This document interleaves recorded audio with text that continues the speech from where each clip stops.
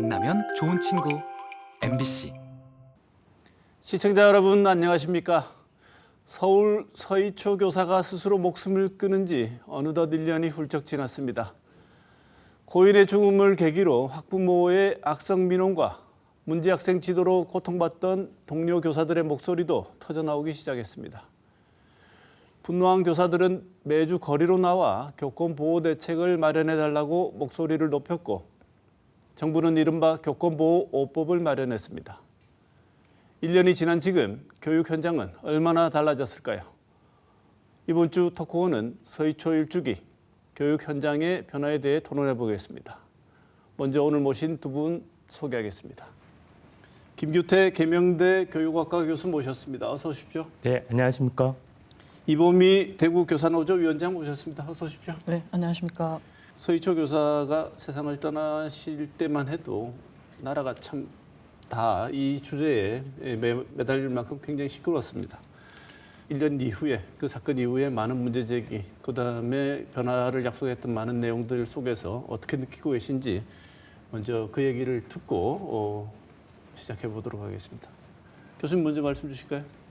교권 강화를 위한 여러 조치들이 강구되고 시행됨에 따라서 차츰 학교의 민원들이 감소하고 있고 또한 선생님에 대한 어떤 교권의 보호에 대한 여론이 형성되어서 이제 차츰차츰 학교가 안정화되고 있다고 생각합니다.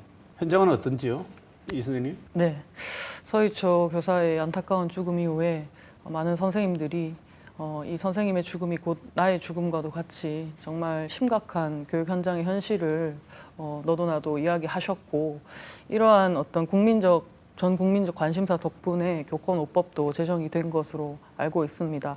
하지만 외부에서 보시는 것과는 조금 다르게 내부에서 10명 중에 8명의 교사들은 현재도 여전히 교권이 회복되지 않다고 느끼고 있고 많은 악성 민원과 또 여러 가지 아동학대 신고의 위협들은 존재하는 것으로 말씀을 하고 있습니다. 네, 49제 당일날 그래서 많은 선생님들이 함께 공교육 멈춤의 날이라는 것을 만들어서 이날은 공교육 멈춤이 있었다고 합니다. 그런데 그 이후로도 계속 고통받던 선생님들 문제 제기가 있었고요.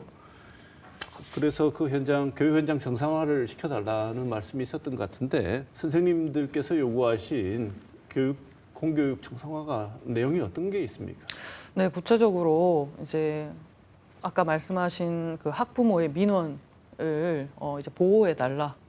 저경력 교사뿐만 아니라 많은 교사들이 이런 악성 민원에 그대로 온전히 노출되고 있다는 사실을 이야기하면서 학교 민원을 법제화해달라. 또 그다음에 그 체계화해달라, 민원 대응팀을 구성해달라 이런 말씀들을 선생님께서 주셨고요. 하지만 여전히 그 학교 현장에 있는 어떤 민원이라는 것이 뭐 전화 녹음이라든지 그다음에 학교가 이제 개인 차원에서 대응을 하는 것이 아니라 기관 차원에서 대응을 한다고는 하지만 여전히 교사들이 중심이 되어서 그 모든 민원들을 다 받고 있는 것이 현실이고요. 또 그다음에 이제 선생님들이 가장 목소리를 높이셨던 부분이 이제 아동학대의 정의가 이제 아동복지법에서 이제 정서적 아동학대의 경우에 특히나 좀 추상적인 면들이 있기 때문에 지금 이제 훈육과 학대를 구분하지 못하고 이제 무분별하게 오남용해서 신고를 하는 그런 현실을 개선해 달라고 목소리를 높였습니다. 하지만 여전히 아동복지법에 대해서는 신고가 여전히 들어오는 상황이고 무혐의 비율이 굉장히 90% 이상, 95% 이상 높지만 기소되는 비율이 낮지만 그래도 여전히 신고의 위협으로부터는 자유롭지 못한 것이 현실입니다. 네. 네. 이런 측면이 있는가 하면 다른 한편으로 서희초 사건 이후에 학부모회 활동이 위축되거나 학교가 학부모의 교육 활동을 참여를 오히려 조금 줄여가지고 위축이 되게 만드는 이런 효과, 이런 방향도 나타나고 있다.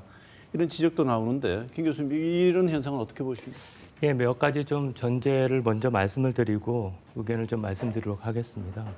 교육활동 보호는 교사만을 위한 것이 아닙니다. 사실 학생들의 학습권이 가장 중요한 부분이고 또한 보호자께서 자녀 교육권을 선생님들께 위탁한 측면에서 이러한 자녀 교육권을 보호하기 위한 측면도 있다는 점을 말씀드리고 싶습니다.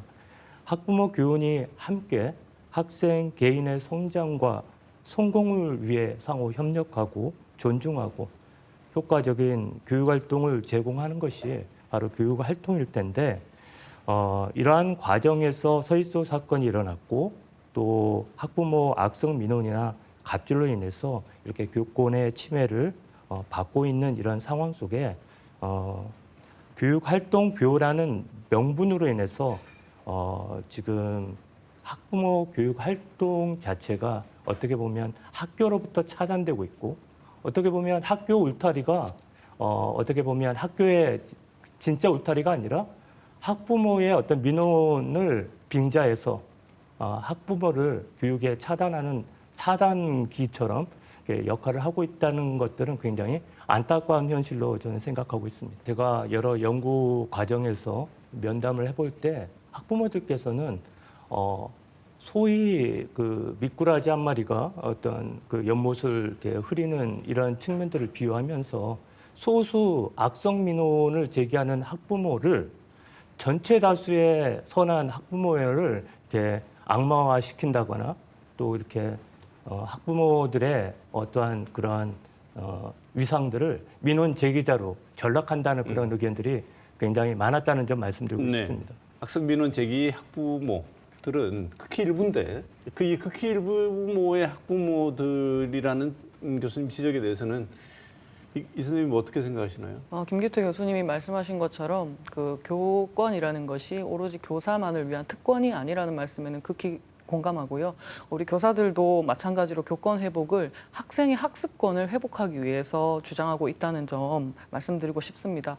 왜냐하면 지금 말씀처럼 일부 소수 학부모들과 소수의 그 악성 민원으로 인해서 모든 현장에 있는 학생뿐만 아니라 다수의 학생의 학습권도 지금 침해를 받고 있는 상황이고 이로 인해서 교사가 목숨을 끊는 것도 있지만 뭐 병가에 들어가시거나 어떤 정신적인 고통을 호소하시면서 학생들은 선생님을 잃는 그런 어떤 피해를 고스란히 보고 있고 또 이 문제는 이제 학부모회의 어떤 활동이 위축된다기보다는 좀 심리적으로 대다수 잘 악성 민원인이 아닌 평범한 학부모님들께서는 오히려 더 조심하는 분위기지만 여전히 소수의 그런 어떤 미꾸라지로 표현하신 그런 악성 민원인들은 다수의 선생님들을 고발하고 또 여러 가지 학교 현장에 악영향을 미치고 있는 것은 사실이라는 말씀을 드립니다. 네. 그러나 이런 측면도 한번 생각을 해볼 필요가 있을 것 같아요. 학습권을 보장하려면 학생에 대한 정확한 이해가 필요하고 또 이 학생들이 어떻게 가정에서 생활하는지에 대한 정보를 알고 있어야 또 한 방면에서는 선생님들이 우리 학생들을 잘 지도할 텐데 그 정보가 학생들한테 얻는 정보보다는 학부모들이 선생님과 자연스럽게 소통하면서 우리 아이는 이러니 이런 측면들을 고려해달라는 그러한 진정한 어떻게 보면 요구 또한 뿐만 아니라 요청이 과연 민원인지 이런 부분들은 상당히 좀 재고의 여지가 네. 많다는 것들을 좀 말씀드리고 싶습니다. 아주 미묘한 지점인 것 같은데요. 공공기관에 같은 경우에는 민원이라는 단어를 많이 쓰지만 학교는 교육기관이다 보니까 이제 민원도 있고 또 학부모와의 상담, 학생과의 상담도 있습니다. 그래서 이제 교수님이 말씀하시는 그 민원과 상담은 좀 구분해야 하는 것이 아이를 위한 어떤 기초 정보라든지 이런 것들이 요즘에는 부모님의 직업도 알 수 없고 소득 수준이나 이런 과거에 비해서 정보가 많이 차단되어 있는 것도 사실이고요. 뭐 가정 방문을 간다든지 학생에게 정보를 얻을 수 있는 그런 것들이 많이 제한되어 있는 것도 사실인데요. 저희가 이제 기존에 있던 학기 초라든지 이런 부분은 부모님에 의한 정보 제공을 상담을 통해서 받습니다. 그리고 어떤 학생의 문제 행동이 있거나 학생의 어떤 교우 관계에 대해서 상담이 필요하면 저희들이 먼저 그런 부분을 학부모님들에게 요청하는 형태의 상담도 많이 수시로 이루어지고 있기 때문에 그러한 상담은 저희들이 큰 부담이 없지만 이제 목적이 좀 정당하지 않다거나 좀 본인 자녀 위주의 어떤 요구를 하시는 무리한 민원에 대해서는 좀 구분이 돼야 될 것 같습니다. 네. 정부가 지난해 교권보호5법을 마련했습니다. 5법이 교원취입법, 교육기본법, 초중등교육법, 유아교육법, 아동학대처벌법입니다. 이게 개정됐다고 하는데 교수님 이 개정된 내용 그리고 실효성 어떻게 평가하십니까? 예, 뭐 여러 개정적인 사항이 있는데 주요 골자만 몇 가지 좀 소개해드리면 교육활동 방해 또는 침해 피해자의 경우는 학급 또는 교사로부터 즉각 분리 조치가 가능해지는 생활지도 지침이 마련되고 시행되고 있습니다. 또한 정당한 교육활동에서 일어난 정당한 지도를 아동학대로 보지 않고 또한 이러한 아동학대에 대한 신고가 들어갈 경우 교육감께서 교육활동이 정상적으로 이루어졌다는 의견 제출 제도도 시행되고 있습니다. 상당수 아동학대 신고가 들어왔지만 이런 의견 제출 제도에 따라 가지고 정당한 생활지도로 입증되는 그런 사례들이 굉장히 증가하고 있습니다. 또한 교권보호위원회가 학교에서 교육지원청으로 이관되어서 선생님의 업무를 많이 줄어들고 있고요. 또 무고성 민원이나 악성 민원에 대한 관할청의 고소 고발도 확대되어서 우리 학부모들이 상당 부분 이 민원에 대한 경각심을 이제 갖게 되는 좀 계기가 된 것 같고요. 마지막으로 교육활동 침해를 받았거나 또 이렇게 소송이나 학대에 대한 신고를 받았을 경우 민형사 소송 지원이나 교사에 대한 어떤 분쟁 조정 등 그런 교권을 위한 어떤 보험 제도가 확대됨으로써 상당 부분 교원들이 이제 그런 침해나 아동학대 신고를 당해도 안심하고 교육활동을 펼칠 수 있는 그런 제도를 정부에서 구성해 마련해서 시행 중에 있다고 말씀드릴 수 있겠습니다. 네, 예전보다 나아졌겠지만 실효성 어떻게 평가하시는지요? 네, 말씀하신 것처럼 이제 뭐 각종 이제 뭐 선생님들이 아동학대 피소를 당했을 때 민형사상의 어떤 보장 범위가 확대된 거는 사실이고요. 그렇지만 여전히 예를 들어서 맞는 건 그대로인데 연고의 종류가 다양해지고 연고가 비싸진다고 해서 선생님들이 맞지 않는 것은 아닙니다. 그래서 저희가 봤을 때 이제 현장에서 정말 그 송사를 감당하면서 어떤 직군에 계신 분들이라도 하루하루의 에너지가 송사에 그것이 투입돼야 된다면은 적극적으로 학생을 훈육하거나 지도하는 것이 어려워질 수밖에 없는데 여전히 그런 불안감이 잔존할 수밖에 없는 것이 지금 말씀하신 이런 아동학대가 정당한 교육활동이라고 교육감께서 아무리 의견을 제출해주고 또 아무리 우리가 정당한 교육활동의 과정이었다고 수사기관에 이야기를 하더라도 그 과정을 모든 것은 다 교사 개인이 감당하는 구조는 여전합니다. 교육청에서 나온 아동학대 관련해서 전담해서 지원해주는 어떤 그런 장학사님들이나 그런 분들이 오시더라도 그 과정에서 조사를 하시는 거지 그 조사의 모든 과정을 담당해 주시는 건 아니거든요. 그러니까 제가 이 말을 했다가 또는 이런 지도를 했다가 학부모의 심기를 거스리거나 그 아이가 어떤 불편함을 느꼈을 때 신고를 당할 수 있다는 여전한 불안감 때문에 오히려 흐린 눈을 하시는 선생님들이 더 많아지고 계신다. 네. 말씀드리고 싶습니다. 오히려 여전히 결국 여러 가지 도와주는 지원은 할 수 있으나 감당해야 되는 주체는 교사들 본인에게 문제가 남아 있기 때문에 오히려 지도를 적극적으로 하는데 주작이 된다는데 어떻게 보십니까? 그럼에도 불구하고 기존에는 선생님들이 이렇게 신고를 이렇게 당했거나 했을 때는 스스로 처리를 했어야 됩니다. 예를 들면 이제 아동학대의 신고를 받았을 경우라고 전제를 하게 되면 먼저는 구청에 그런 아동학대에 관련된 그 담당관에게 또 조사를 받게 되고 또 경찰관의 수사를 받게 되고 또 교권보호위원회 등 이런 부분들에 또 이렇게 소명을 해야 되고 여러 측면들이 있는데 이제는 이런 부분들을 변호사가 동행하든지 또 본인이 선임하는 그런 변호사가 함께 이 문제를 처리할 수 있는 그런 계기가 되었기 때문에 이제는 어떻게 보면 약간의 그러한 학대에 대한 어떠한 신고에 대한 어떤 두려움도 있으시겠지만 여전히 이제는 나 혼자가 아니다. 함께 해결할 분들이 계시다라는 것들이 큰 변화라고 보여집니다. 네. 교사들이 가장 많이 요구하는 게 아동복지법 17조 정서적 아동학대 조항을 개정해야 한다 이렇게 말씀하고 계신데 이건 왜 그렇습니까? 네, 현행 아동복지법에서는 아동의 정상적 정서 발달을 저해하는 모든 행위를 정서적 아동학대라고 규정을 하고 있기 때문에 사실상 이 범위가 너무 포괄적이기도 하고 또 저희가 이제 교실만 이 얘기를 드리는 게 아니라 우리가 길에서 담배를 피는 학생이 고등학생이 있다고 해도 고등학생도 법적으로 어떤 그 성인이 되지 않은 아동이거든요. 법적 아동이거든요.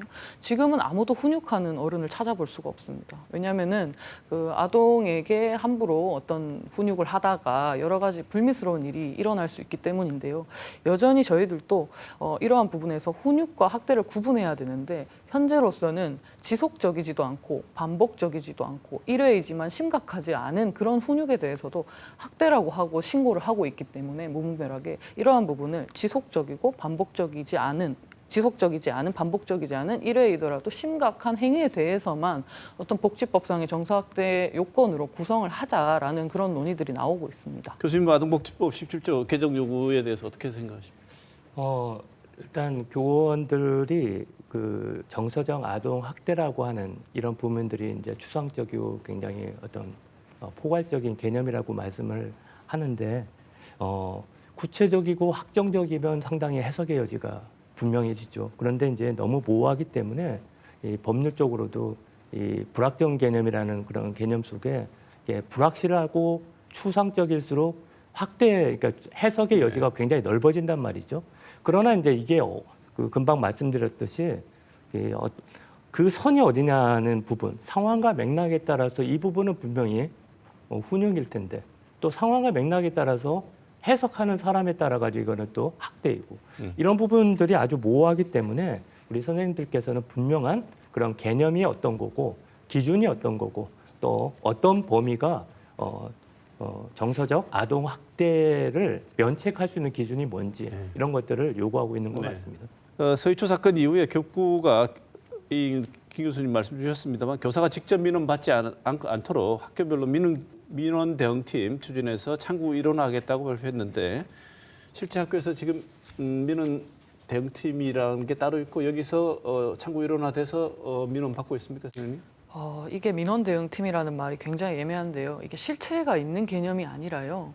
그냥 이제 기존의 교무실에 있던 분들이 이 민원 대응 팀원이 되는 구조입니다. 근데 여전히 이 민원 대응 팀원이 있다 하더라도 자 만약에 수업 시간에는 선생님들이 보통 수업을 하시기 때문에 민원 전화를 받지 않습니다. 그렇기 때문에 교무실에 전화가 온다거나 했을 경우에는 뭐 이 교무실에 계신 민원 대응 팀원이 전화를 받고 그냥 선생님 전화 땡땡 학부모님께 전화 왔습니다 하고 돌려주는 구조가 민원 대응 팀 현재 민원 대응 팀인 구조라고 보시면 되겠고요. 또 그다음에 민원 대응 팀을 구축하면서 어떤 시스템을 구축할 때 이제 전화 녹음이 되는 그런 전화기를 이제 95% 구성했다고 교육부가 발표하셨는데 실제로 그 녹음이 자동으로 되는 게 아니라요. 그 대구교육청 메신저에 통화 버튼을 누르면 이제 삐 소리가 나고 통화가 되는 구조거나 또 아니면은 부가 서비스라고 해가지고 착신 전환을 하거나 컬러링을 설정하거나 통화 가능 시간을 설정하고 녹음을 설정할 수 있는 그런 예산을 지원해서 거의 뭐 많은 학교들이 지금 그것을 사용하고 있는 상황입니다. 네. 네. 실제로 보통 상담 민원이 많기 때문에 뭐 학생과 관련된 민원이 많기 때문에 이분들이 처리를 할 수 있는 건 아니고 이런 내용이 간단히 접수만 들어왔다는 거고, 네. 그러고 나서 이제 이 부분을 실제로 상담하고 민원을 답변하는 쪽은 이제 교사입니다. 하지만 이제 특이한 민원이라든지 좀 복잡한 민원회 같은 경우에는 초중등교육법에 학교장이 민원 처리의 책임자로 법령이 개정되었기 때문에 이제 교장 선생님이나 교감 선생님들이 조금 더 도와주시는 그런 상황이긴 합니다. 현장 얘기를 들어보면 이름만 바뀐 거지 원래 하던 시스템이 그대로 돌고 있는 것 같은데 어떻게 보십니까? 꼭 그런 것 같지는 않습니다. 제가 최근에 이와 관련된 그 연구를 수행했고 여러 선생님들과 심층 면담을 한 결과를 좀 잠시 말씀드리고 싶습니다. 일부 교사들은 민원 대응팀이 있음으로써 이전에는 본인이 민원을 처리해야 될 일을 이제는 민원 대응팀이 처리해 줌으로써 한결 좀 편해졌고 좀 이러한 부분으로부터 업무나 어떤 부담감이 좀 해소했다는 그런 선생님들이 계신 반면에 또 한 방면에는 민원 대응팀이 설치가 되었는지를 아직도 모르시고 계시거나 또 그 학교장 중심으로 편성 운영되지만 여전히 이러한 민원의 사항들을 전달받아 본인들이 처리하고 계시다. 그렇기 때문에 별로 이렇게 무용지물일 수밖에 없다라고 조금 회의적으로 반응하는 선생님도 계시고 양단이 존재하는 것 같습니다. 네. 또 하나가 뭐냐면 학교에서 교권 침해 당했을 때 교권 보호위원회 열 수 있도록 했습니다. 그래서 작년에 3천 건의 교권 침해가 신고됐는데 이건 역시 정작 현장에 계신 분들은 큰 기대가 없다고 하는데 이유가 뭡니까, 선생님? 달라진 부분이 기존에는 교권 침해를 당하면은 학교 내에 교권보호위원회가 작동을 해서 학교 위원들이 이 부분을 심의하였으면은 지금은 이제 지원청으로 이관이 되어서 조금 더 많은 인력이 많은 어떤 사안을 다루도록 그렇게 전문화가 되었다고 볼 수 있습니다. 그래서 과거에 선생님들이 이제 교권보호위원회를 열고 싶은데도 학교에서 좀 소극적으로 대한다든지 그래서 못 열리는 경우들도 있었다면 지금은 그런 것은 없고 이제 교권보호위원회에 어떤 판정을 받아서 적절한 보호 조치를 받으시거나 이런 비율이 늘어났다고 볼 수 있는데요. 근데 여전히 이제 선생님들이 교권보호위원회를 열면 학부모와의 관계나 학생과의 관계의 악화를 우려해서 또 1년 동안 어떤 학급 경영을 해야 되는 입장에서 교보위를 여는 것이 심리적으로 또 앞으로의 어떤 아동학대 신고를 우려하여서 좀 주저하는 면은 있으신데요. 하지만 이런 교권보호위원회가 지금은 조금 더 활성화되어 있다는 점을 말씀드리고 네. 싶습니다. 예. 작년 한 해에 그 교권 심해 사안을 처리했던 교권부원의 어떤 건수가 5,050건에 달하고 있습니다.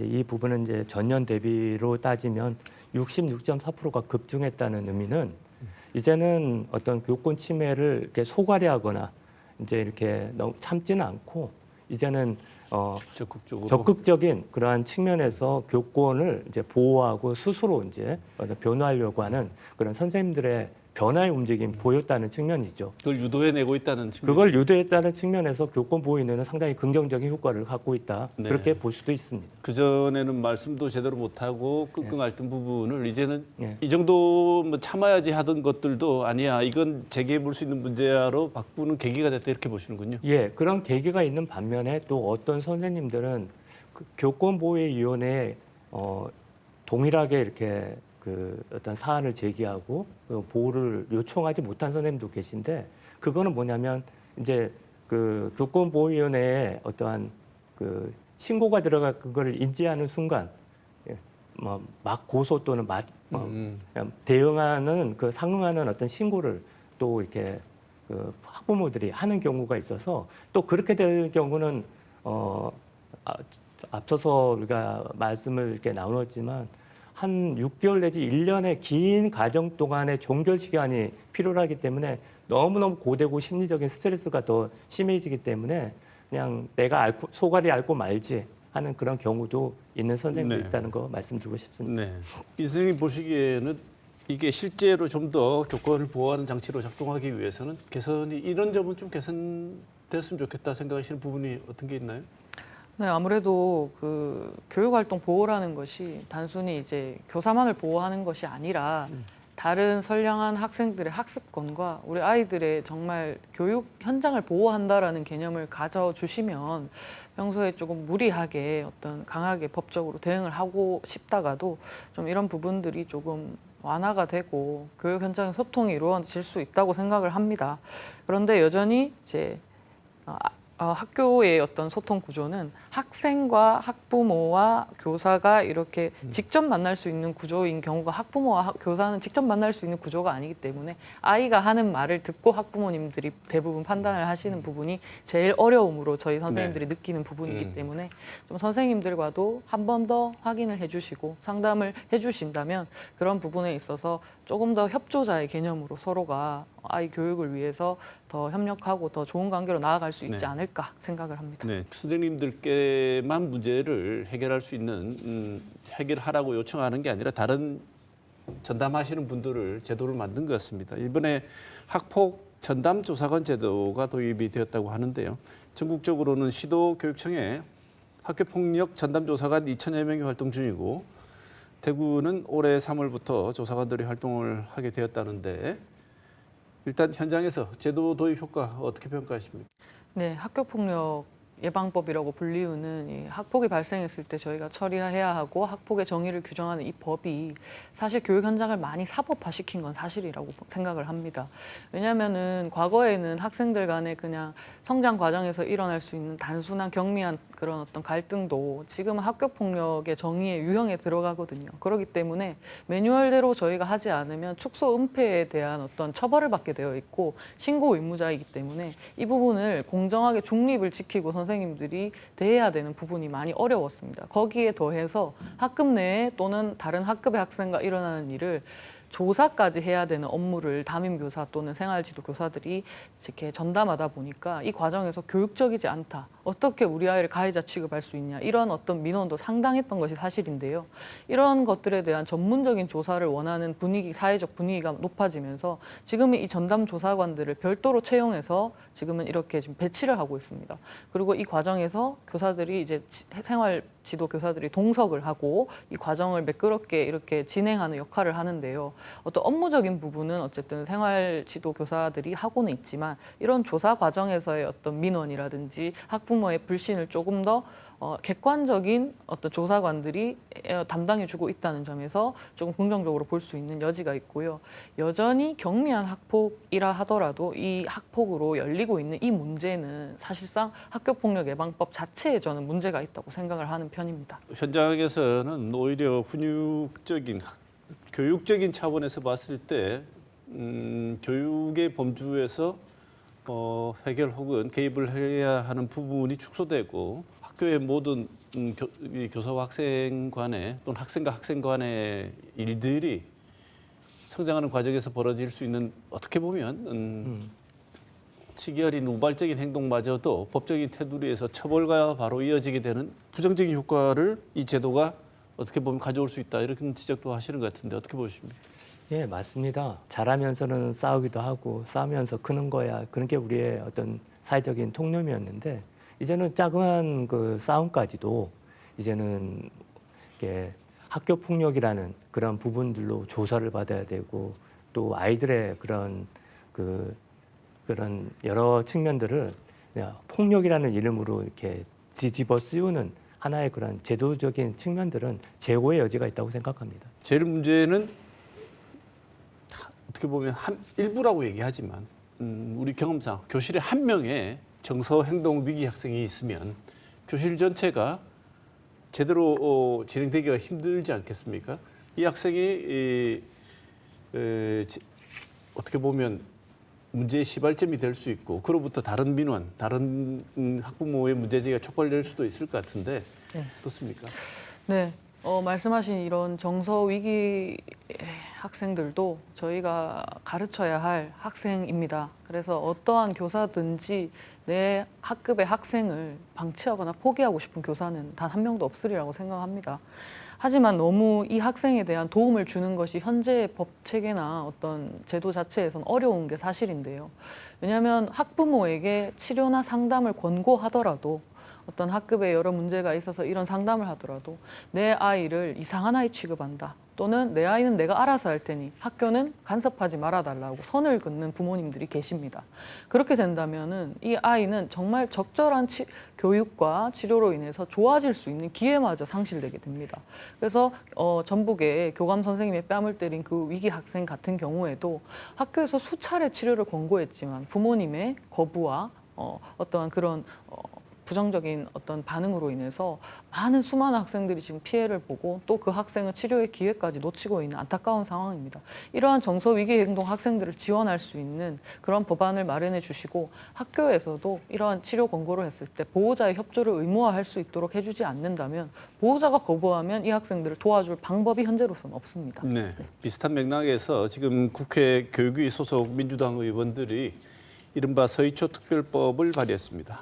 이 내용은 주요 내용은 여태까지 우리가 말씀을 나누었던 정서적 아동학대 범위 명확하게 하고 긴급 상황에서 교사가 물리적으로 제지할 수 있는 권한을 주는 등의 내용을 담고 있는데 김 교수님 이 서희초 특별법 필요성 어떻게 보십니까? 예, 필요하다고 생각합니다. 예를 들자면 학력폭력의 조사 상담할 수 있는 권한이 사실 전담관에게 있지만 일부 선생님들이 굉장히 부정적인 시각을 갖고 있는 게 전담 강의하더라도 결국 그 경위나 또 여러 가지 아이들의 상태를 일일이 전담관한테 말씀을 드려야 되고 또 동석해야 되고 하는 그러한 부분이 있는데 이러한 상당 고난을 이제 누군가에게 명확하고 또 할 수 있다면 선생님들이 이런 부분에서 좀 자유롭게 되는 그런 부분들도 있을 테고요. 금방도 얘기했지만 정서적 학대 행위에 대한 명확한 개념, 범위, 기준이 설정되면 우리 선생님들이 좀 더 그 부분에 있어서 자유롭게 되지는 그런 측면들이 있기 때문에 이러한 서희촉 특별법은 선생님들의 많은 의견을 수렴해서 적극적으로 좀 이렇게 추진되었으면 하는 그런 바람입니다. 네. 현장에 계신 선생님들께서도 이 특별법 필요성 간절히 필요하다고 생각하실 것 같은데 어떠신가요? 네, 선생님들이 현장에서 어려움을 겪으시는 각종 민원이라든지 전담 조사관이라든지 행정 업무라든지 또 그다음에 제일 중요한 게 이제 아동복지법의 정의거든요. 근데 이 부분이 만약에 빠지게 된다면 법안에서 저희는 어떤 너무 중요한 것은 빠진 격가지밖에 남지 않을 거라는 생각이 좀 우려가 드는 것이 사실입니다. 그래서 이 특별법 내에 있는 아동복지법 조항 개정이 가장 절실하다고 현장은 판단하고 있고요. 네, 그렇습니다. 이거는 한번 짚고 우리가 마무리를 해야 될 것 같습니다.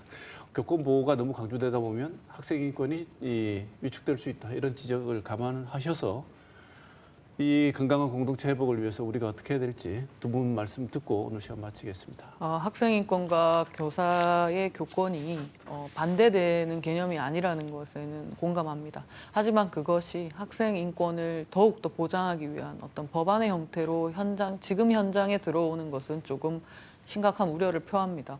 왜냐하면 정말 지금은 훈육과 학대를 구분조차 하지 못하여서 선생님들이 그냥 인권 침해를 우려하여 훈육조차 하지 못하는 방치된 교실이 지금 비일비재하고 있는 상황입니다. 이러한 현실에서 어떠한 선생님도 학생의 인권을 침해하면서까지 교육을 하고자 하는 선생님들은 없으실 것입니다. 그렇기 때문에 조금 더 교육 공동체에 기울어진 어떤 그런 부분을 좀 바로잡기 위한 어떤 법안적으로 노력하시는 부분도 있겠지만 현장에 꼭 필요한 목소리를 많이 들어주시기를 부탁드리겠습니다. 네. 학생의 인권과 교권은 분리될 수 없는 동면의 양면인 것 같습니다. 그래서 교육 공동체가 회복되기 위해서는 우리 선생님들의 어떤 교권도 존중받을 뿐만 아니라 또 원론적이겠지만 우리 학생들의 인권도 우리가 충분히 고려되는 그러한 그 양립될 수 있는 그런 법안이 마련이 되기를 기대해 봅니다. 네. 오늘 서희초 교사가 세상을 등지신 지 1년 1주기를 맞이해서 건전한 교육 공동체 회복 어떻게 하면 가능한지 법적인 측면 현장의 얘기 다 들어봤습니다. 오늘 김규태 계명대 교육학과 교수, 이범희 대구 교사노조 위원장 두 분 모시고 좋은 말씀 들었습니다. 두 분 말씀 고맙습니다. 네, 고맙습니다. 감사합니다.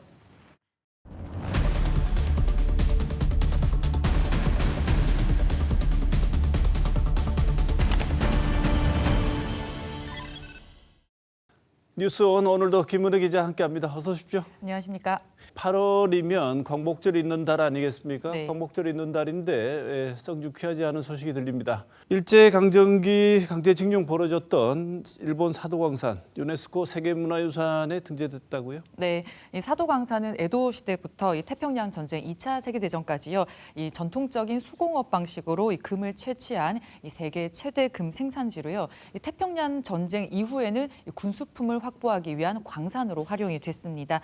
그리고 일제 강점기에는요, 2,000명 가까운 조선인들이 강제징용을 당해서 가혹한 노동에 시달린 곳입니다. 일본은 지난해 이 사도광산을 세계문화유산으로 신청을 하면서 이 반영 기간을 이 최대 금광 기간이었던 에도 시대로 한정을 했는데요. 하지만 세계문화유산 위원회 전문가 자문기구가 이 전체 역사를 반영하라면서 6월에 보류 권고를 했습니다. 세계문화유산으로 등록이 되려면요, 심의위원회 회의에서 21개 위원국이 만장일치로 동의를 해야 합니다. 우리나라는 지난해 11월에 위원국으로 선출이 됐는데요. 한일 정부가 합의를 하고 우리가 동의를 해서 보류 권고 한 달 만에 사실상 등재가 결정이 된 거라고 보면 되겠습니다. 네, 반대를 해봤던 우리 정부가 동의를 한 건 일본 정부와의 합의가 근거가 된 것 같은데 네. 그 합의가 뭐죠? 네, 자문기구가 이 전체 역사를 반영하라고 권고를 하기도 했고요. 이에 따라서 한일 정부는 이 사도광산 현지에 조선인의 강제 노역을 알리는 전시물을 설치하기로 합의를 했습니다. 그 등재가 결정된 건 7월 27일이고요. 그리고 그 다음 날인 7월 28일부터 전시 공간이 개방이 됐는데요. 이 전시 공간이 개방된 이후에 관련 보도들이 쏟아졌습니다. 이 전시 공간은요, 사도광산에서 2km 정도 떨어진 아이카와 향토 박물관에 22제곱미터, 작은 방 한 칸 정도 크기인데요. 규모에 마련이 됐습니다. 특히나 전시 내용에 합의했던 강제가 쏙 빠졌다, 찾아보기 힘들다는 지적과 비판이 나오고 있습니다. 전시실 자료를 좀 보면요. 조선인들이 위험한 작업이 투입이 됐고 일본인 노동자에 비해서 더 가혹한 노동 조건이었다고 적혀 있습니다. 하지만 징용은 전쟁 당시 공포 시행된 국가총동원법이 조선 반도에 도입이 됐고 징용은 법령에 근거해서 노동자들의 업무를 의무하도록 했고 이를 어기면 부역이나 벌금을 부과했다면서 사실상 강제가 아니라 합법적으로 읽히게 하는 부분이 있습니다. 네. 2015년에 군함도가 세계문화유산이 될 때 강제 노역이 했다고 인정을 하고 희생자를 기리는 조치도 하겠다 이렇게 했는데 일본은 1000km 떨어진 도쿄에다가 네. 전시실을 만든 일이 있었습니다. 한 번 당했는데 또 당한 느낌이 있습니다. 네, 그럼 진짜 비판이 많은데요. 전시실이 모습을 드러낸 후에 일부 언론은요, 일제강점기 한국인에게 가혹했던 역사를 담은 설명판을 이 현장에 설치하는 성과를 거두긴 했다고 보도도 하기도 했습니다만 강제와 사과가 빠진 전시실에 대한 비판이 많았습니다. 특히 일본 요미우리 신문이 이 강제를 빼기로 한일 양국 정부가 합의했다는 보도가 나오면서요. 이러면 이건 정말 문제가 아니냐, 이 합의 과정을 공개하라 이런 요구가 잇따랐는데요. 대통령실은 이 강제 표현이 담기지 않았더라도 이 진전된 선제적 조치를 이끌어냈다는 입장을 밝혔고요. 또 구체적인 표현이 없더라도 이 강제 노역을 전체적으로 보면 파악할 수 있다고도 했습니다. 그리고 또 일본에서는요, 전시가 계속 이루어질 필요 없다 이런 보도가 나오기도 했거든요. 이에 대해서 외교부는 전시는 상설로 이루어질 거고 또 앞으로 좀 전시 내용이 더 좋게 교체가 될 것이다 이렇게 입장을 밝혔습니다. 네, 어떤 생각으로 이런 일을 진행했는지는 좀 더 지켜봐야 될 것 같습니다. 네. 자, 두 번째 소식 올림픽이네요. 네, 그렇습니다. 우리 시간으로 7월 27일 새벽에 개막한 2024 파리 올림픽이 중반을 지나고 있는데요. 이 개막 초반에는 우리 선수단이 활약하면서 예전만 못하다는 올림픽에 대한 관심을 조금은 높인 것 같습니다. 네, 그 관심을 끄는 구기 종목들이 한꺼번에 빠지니까 초기에 관심이 식어서 진행된 거 아닌가 이런 생각이 드는데요. 네, 그런 얘기 많았죠. 구기 종목은요, 여자 핸드볼이 유일하게 출전을 했습니다. 이 구기 종목이 빠진 탓에 이 선수단 규모도요, 21개 종목에 그리고 선수는 143명으로요, 1976년 몬트리올 대회 이래 48년 만에 이 최소 인원의 선수단이었습니다. 금메달도 처음에는 5개를 목표로 했는데요. 초반에 이미 목표는 달성을 했죠. 이 메달 색깔은 중요하지 않다라고 말은 하지만 그래도 이 금메달을 땄기 때문에 주목을 받는 건 부인할 수 없는 사실 같습니다. 네, 바로 그 주인공들 중에 우리 지역 선수들 활약상이 대단했다고 하는데 그렇나요? 네, 그렇습니다. 지난 도쿄올림픽에서 이 강렬한 인상을 남겼던 양구 김재덕 선수는요, 이번에도 활약을 했습니다. 벌이 손에 안 닿는데 심박수 변화 없이 10점을 쏴내는 모습을 보면서 정말 대단하다고 느꼈는데요. 이 김재덕 선수는 아버지 고향인 경북 예천에서 어릴 때부터 자랐고요. 지금도 예천 군청 소속입니다. 온 예천이 키웠다 이런 말도 있고요. 예천의 손자라는 수식이 붙습니다. 그리고 우리나라 100번째 올림픽 금메달 주인공이 된 사격 반효진 선수는요, 대구 최고 학생이고 선수단에서 최연소입니다. 사격을 시작한 지 3년 만에 이런 성과를 냈다고 하니 대단한 것 같습니다. 네. 네. 그런데 역대 올림픽 성적과 비교해 보면 단순한 금메달의 개수 숫자는 줄고 있습니다. 이를 두고 일부에서는 일각에서 엘리트 스포츠의 태조가 아니냐 이런 지적이 있다고 하는데 그렇습니까? 네, 반효진 선수가 금메달을 따던 날 문체부는 체육계 전문가들과 함께 간담회를 열고요. 한국 스포츠 발전 과제를 논의를 했습니다. 이 파리 올림픽을 계기로 거론되고 있는 이 한국 엘리트 스포츠 위기론을 극복하는 방안을 함께 강구하기 위해 마련했다고 하는데요.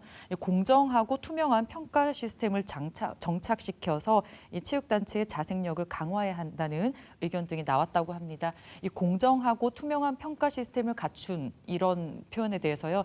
양궁협회를 예선 떨어진 축구협회는 좀 본받아라 이런 말도 요즘에 나온다고 합니다. 이 가장 잘하는 선수를 선발한다는 방향성을 갖고 학연, 지연 등은 작용하지 않아야 한다는 걸 이번에 양궁협회가 보여줬다. 이런 보도들이 잇따랐습니다. 주된 활약을 하는 종목도 달라지고 이러다가 보니까 서두에 말한 것처럼 올림픽에 대한 관심, 주목 예전만 못한 것 같은데 이것도 여러 가지 변화의 흐름인가요? 네, 이 특정 종목에 대한 스포츠 팬덤은 높아지고 있지만 이 종합 대회에 대한 관심은 떨어졌다. 그리고 일반 스포츠 종목 대비 불확실성도 크다라는 분석의 보도도 있었습니다. 네, 여하튼 최선을 다하고 있는 우리 선수들에게 화이팅, 응원의 박수 보내고 싶습니다.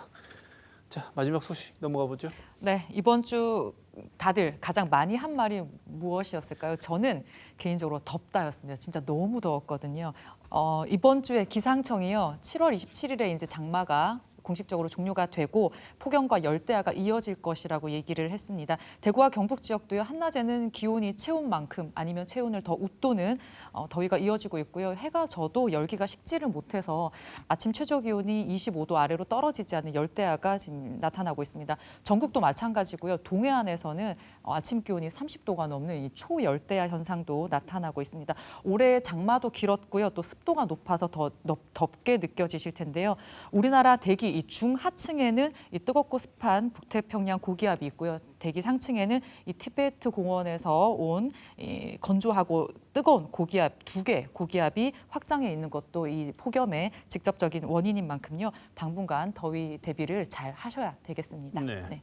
여름이라서 뭐 어느 정도 이해한다고 치지만 그래도 걱정되는 것은 주거 환경이나 노동 환경이 다르게 되면 그런 다른 환경에 노출되신 분들, 특히나 주거 환경이 안 좋거나 야외에서 일을 하시는 분들 같은 경우에는 이렇게 달라진 폭염 굉장히 위험스럽고 걱정이 되는 부분인 것 같습니다. 네, 올 초에요. 한국기후변화학회에서 사회 불안 지표를 반영한 폭염 취약성 평가가 발표가 됐는데요. 이 평가에 참여한 연구원과 지역 일간지인 매일신문이 폭염 취약성 지수를 이 대구를 중심으로 분석을 한 기사가 있었습니다. 이 폭염 취약성은 폭염 노출, 민감도, 사회 불안, 적응력 지수 등을 토대로 산정이 됐는데요.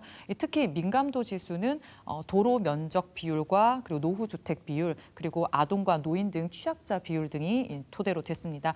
대구 9개 구군 중에서는요, 대구 서구가 폭염 취약성 지수 0.578로 대구 내에서는 가장 높았고요.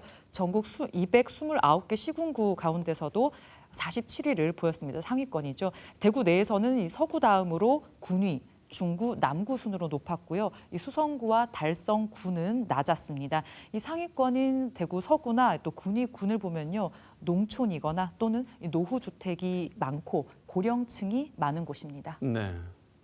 혹한도 그렇지만 폭염은 정확하게 저소득층, 그 노령층에게 더 치명적이고 가혹하다 이런 걸 느끼게 해주는 수치 같아요. 네, 그렇습니다. 그래서 요즘에 뭐 지자체에서 이 쪽방촌이나 취약한 주거지에 뭐 냉방기기 설치를 지원한다 이런 보도들이 나오고 있던데요. 보면 이 설치가 불가능한 주거 환경인 경우도 있고요. 이 전기요금이 겁이 나서 이런 냉방기기 설치 지원을 이렇게 마다한다라는 정말 웃지 못할 사례들이 보도가 되고 있기도 합니다. 그리고 또 재정 상태에 따라서요, 지자체 재정 상태에 따라서 또 같은 지역 안에서도 이 폭염 대응이 달라질 수밖에 없는 점이요, 이 폭염 취약성 평가에서 드러났습니다. 열대야와 폭염 일수가 해마다 늘고 있는데요. 이대로라면 2100년에는 현재보다 2배 더 많아질 거라고 이렇게 분석이 되고 있습니다. 그렇기 때문에 기후 위기는 이 미래의 문제가 아니라 현재 진행형으로 봐야 될 것 같은데요. 이 거시적으로 환경 변화를 이끄는 노력은 뭐 우리 정부나 지자체만으로 힘으로 되지 않겠지만요. 이 당장 마주하고 있는 폭염 피해를 줄이기 위한 대책은 조금 더 촘촘하게 마련이 돼야 될 것 같습니다. 네, 김은우 기자 준비한다고 수고했습니다.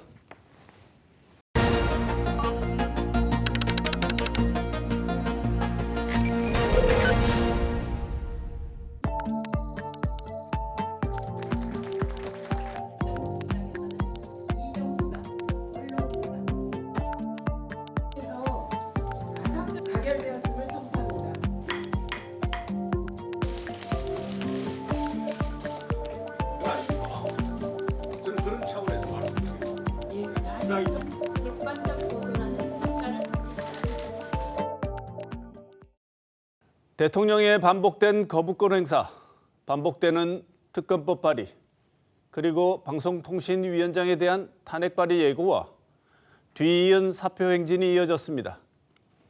그리고 논란 속에 신임 이진숙 방송통신위원장이 임명되었고 공영방송 이사진 임명에 관한 안건을 처리했습니다. 곧바로 야당에서는 탄핵이라는 말이 나왔습니다. 이런 과정에서 야당과 정부 모두 법과 절차에 따라서 이루어졌다는 사실을 강조하고 있습니다. 그러나 아무리 법적인 절차를 따랐다고 해도 국민에게는 극단적 대립의 결과로 보입니다. 그런데 한번 보기도 힘든 일이 일상처럼 벌어져 이제 국민에게 놀라운 일로 받아들여지지조차 않는 것 같습니다. 더 두려운 것은 이런 과정이 반복된다면 결과적으로 국가 시스템을 신뢰하지 못하게 되고 정치에 대한 불신을 넘어 환멸을 초래하게 된다는 점입니다. 법의 극단적 적용은 최악의 부정이다 라는 말은 로마의 정치인 키케로가 변론 중에 한 유명한 말입니다. 법대로 한다고 해서 언제나 정의로운 것은 아니라는 말인데 법은 성과 형평을 구현하는 수단일 수도 있고 사악한 부정의를 저지르는 도구일 수도 있다는 경고이기도 합니다. 그런데 이런 사정은 어떤 이념적 지향성을 지니고 있느냐와는 상관이 없습니다. 지금 벌어진 방송통신위원장 임명에 대해 비판할 내용이 차고 넘친다고 해도 집권당과 다수당이었던 지난 국회에서 방송 관련 법안을 처리하지 않았던 것을 현재 야당인 민주당은 좀 더 뼈아프게 새길 필요가 있습니다. 이번 주 시사원은 여기서 마치겠습니다.